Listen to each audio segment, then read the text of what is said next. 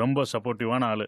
இவன் கூட இருந்தா எவ்வளவு கஷ்டத்தையும் தாங்கிக்கலாம். இவன் கஷ்டத்தை தவிர சமயம் பார்த்து பழி வாங்கிடாதடா. நீ மட்டும் பட போட்டியோட வரல, என்ன ஐஸ் போட்டியில வச்சுருவானுங்கடா. அதுவும் ரஜினி படம், இதுவும் ரஜினி படம்.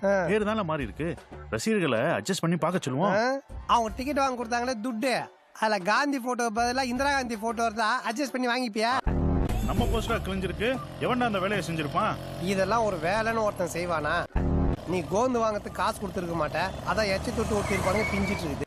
இன்னைக்கு சீரட்டை பிடிச்சி நெஞ்செல்லாம் போக உண்டு மாதிரி கருப்பானாலும் பரவாயில்ல, இங்க நின்று சீரட்டை பிடிக்கிறோம், போஸ்ட் கீச்சோன்னு பிடிக்கிறோம். தபார், ஒரு போஸ்ட் ஓட்டுறது எவ்வளவு கஷ்டம் தெரியுமா? டபுள் பீட்டை கொஞ்சம் ஏத்த இறக்கமா ஓட்டினா போதும், மூக்கம் வாய இடம் மாறிடும். அப்புறம் ஹீரோயின் எல்லாம் மூல வளர்ச்சி இல்லாத மாதிரி இருக்கும். என் பேர் காயத்ரி, இந்திரா காந்தி விமென்ஸ் காலேஜ்ல ஃபைனல் இயர் மாஸ் மீடியா பண்றேன். அது மாஸ் மீடியாவா இல்ல லூஸ் மீடியாவா? தெருவா போஸ்ட் கீச்சிட்டு சுத்திட்டு இருக்கீங்க. எத்தனை நாளைக்கு தான் இப்படியே இருக்க போறீங்க? என் கூட சேர்ந்து உங்க வாழ்க்கையும் கெடுத்துக்காதீங்க. கரெக்ட்.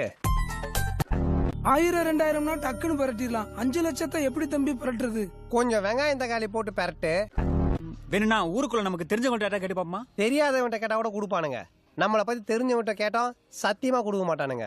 ஏன்னா நம்ம லட்சணம் அப்படி.